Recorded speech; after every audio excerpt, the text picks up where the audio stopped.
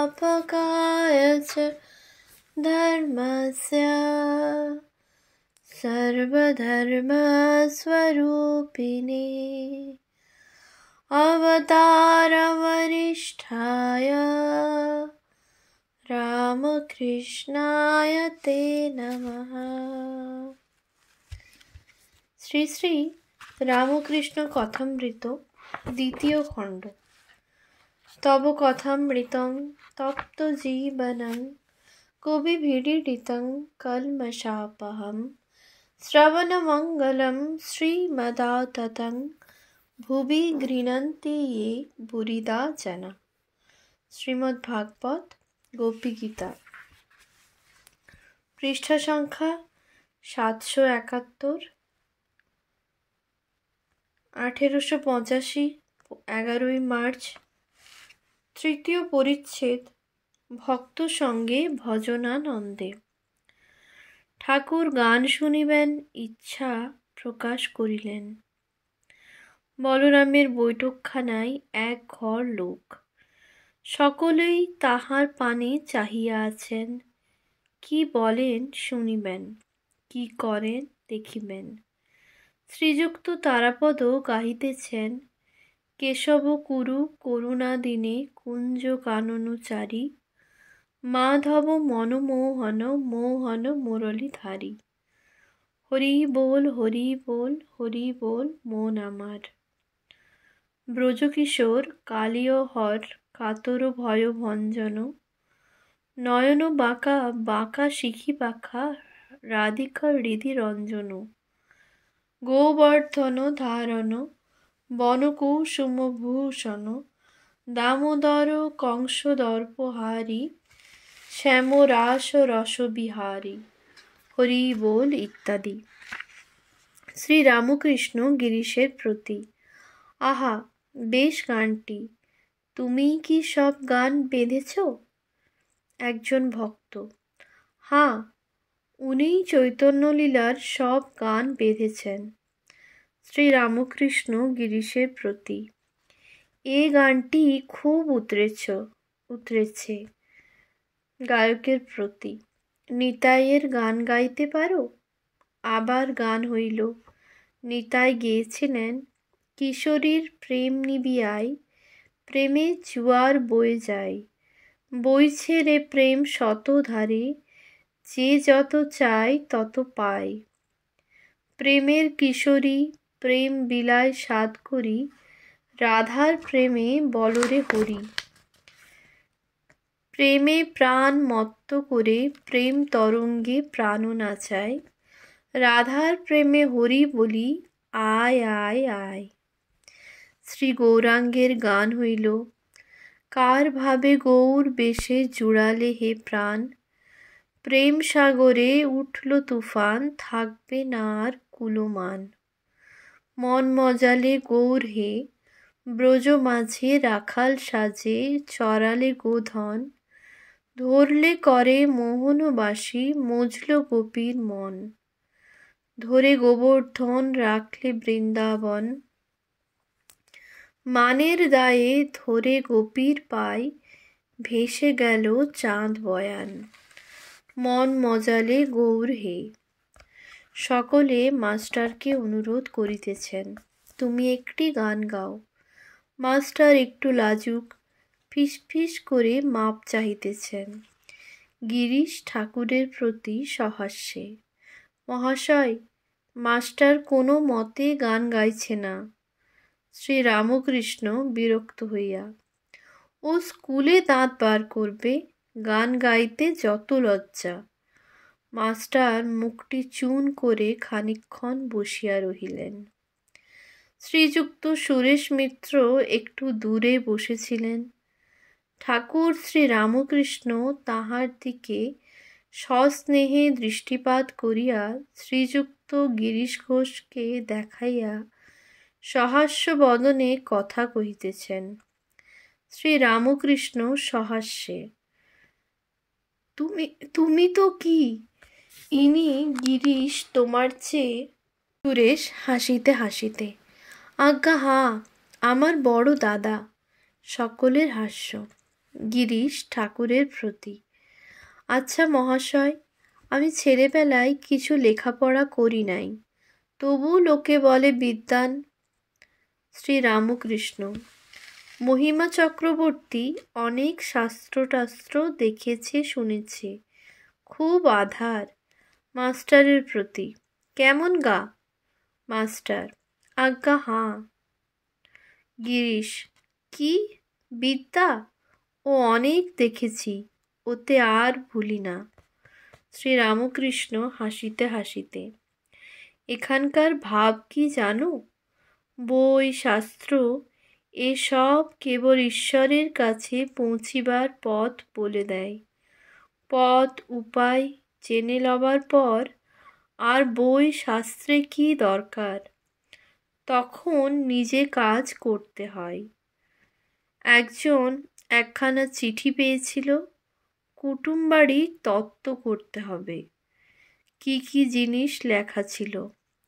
জিনিস কিনতে দেবার সময় চিঠিখানা খুঁজে পাওয়া যাচ্ছিল না। কর্তাটি তখন খুব ব্যস্ত হয়ে চিঠির খোঁজ আরম্ভ করলেন। অনেকক্ষণ ধরে অনেকজন মিলে খুঁজলে শেষে পাওয়া গেল। তখন আর আনন্দের সীমা নাই। কর্তা ব্যস্ত হয়ে অতি যত্নে চিঠিখানা হাতে নিলেন আর দেখতে লাগলেন কি লেখা আছে। লেখা এই, 5 সের সন্দেশ পাঠাইবে, একখানা কাপড় পাঠাইবে, আরও কত কি। তখন আর চিঠির দরকার নাই।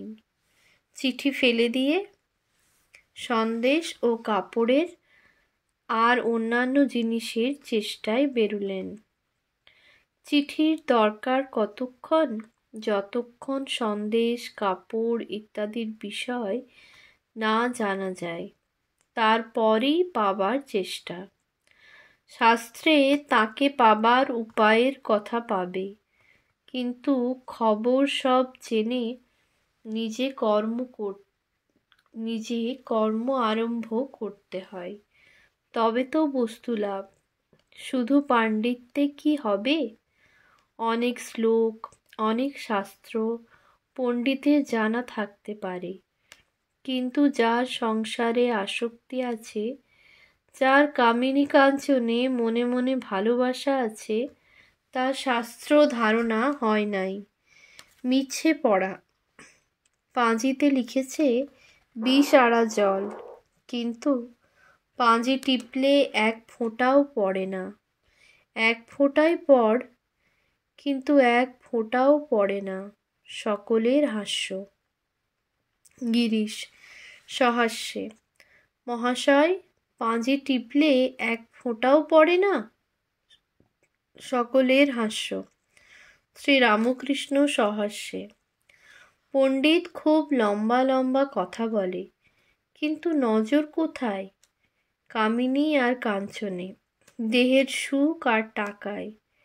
শকুনি খুব উঁচুতে উড়ে, কিন্তু নজর ভাগাড়ে। হাস্য, কেবল খুঁজছে কোথায় মরা জানোয়ার, কোথায় ভাগাড়, কোথায় মরা। গিরিশের প্রতি, নরেন্দ্র খুব ভালো, গাইতে বাজাতে পড়ায় শোনায় বিদ্যায়। এদিকে জিতেন্দ্রিয়, বিবেক বৈরাগ্য আছে, সত্যবাদী, অনেক গুণ। মাস্টারের প্রতি, কেমন রে, কেমন গা? খুব ভালো নয়? মাস্টার, আজ্ঞা হাঁ, খুব ভালো। শ্রীরামকৃষ্ণ জনান্তিকে মাস্টারের প্রতি, দেখ, ওর গিরিশের খুব অনুরাগ আর বিশ্বাস। মাস্টার অবাক হইয়া গিরিশকে একদৃষ্টে দেখিতেছেন। গিরিশ ঠাকুরের কাছে কয়েকদিন আসিতেছেন মাত্র। মাস্টার কিন্তু দেখিলেন যেন পূর্ব পরিচিত, অনেক দিনের আলাপ, পরমাত্মীয়, যেন এক সূত্রে গাঁথা মণিগণের একটি মণি। নারায়ণ বলিলেন, মহাশয়, আপনার গান হবে না? শ্রীরামকৃষ্ণ সেই মধুর কণ্ঠে মায়ের নাম গুণগান করিতেছেন। যতনে হৃদয়ে রেখো আদরিণী শ্যামা মাকে, মাকে তুমি দেখো আর আমি দেখি, আর যেন কেউ নাহি দেখে। কামাদিরে দিয়ে ফাঁকি আয় মন বিরলে দেখি, রসনারে সঙ্গে রাখি, সে যেন মা বলে ডাকে মাঝে মাঝে। কুরুচি কুমন্ত্রী যত নিকট হতে দিও নাকো, জ্ঞান নয়নকে প্রহরী রেখো, সে যেন সাবধানে থাকে। ঠাকুর ত্রিতাপে তাপিত সংসারী জীবের ভাব আরোপ করিয়া মার কাছে অভিমান করিয়া গাহিতেছেন, গো আনন্দময়ী হয়ে মা, আমায় নিরানন্দ করো না। ও মা, ও দুটি চরণ বিনে আমার মন অন্য কিছু আর জানে না। তপন তনয় আমায় মন্দ কয়, কি বলিব তাই বলো না। ভবানী বলিয়ে ভবে যাব চলে, মনে ছিল এই বাসনা। অকুল পাথারে ডুবাবি আমারে, ওমা স্বপনেও তা তো জানি না। অহর্নিশি শ্রী দুর্গা নামে ভাসি, তবু দুঃখ রাশি গেল না। এবার যদি মরি ও হরসুন্দরী, তোর দুর্গা নাম আর কেউ লবে না। আর নিত্যানন্দময়ী ব্রহ্মানন্দের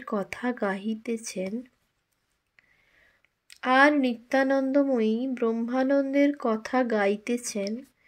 শিবসঙ্গে সদারঙ্গে আনন্দে মগনা, সুধাপানে ঢলো ঢলো কিন্তু পড়ে না মা। বিপরীত রতাতুরা পদভরে কাঁপে ধরা, উভয়ে পাগলের পাড়া, লজ্জা ভয় আর মানে না মা। ভক্তেরা নিস্তব্ধ হইয়া গান শুনিতেছেন। তাহারা এক দৃষ্টে ঠাকুরের অদ্ভুত আত্মহারা মাতোয়ারা ভাব দেখিতেছেন। গান সমাপ্ত হইল। কিয়ৎকাল পরে ঠাকুর শ্রী রামকৃষ্ণ বলিতেছেন, আমার আজ গান ভালো হলো না, সর্দি হয়েছে। ওম শান্তি শান্তি শান্তি। হরি ওম তৎসৎ। শ্রীরামকৃষ্ণার্পণমস্তু।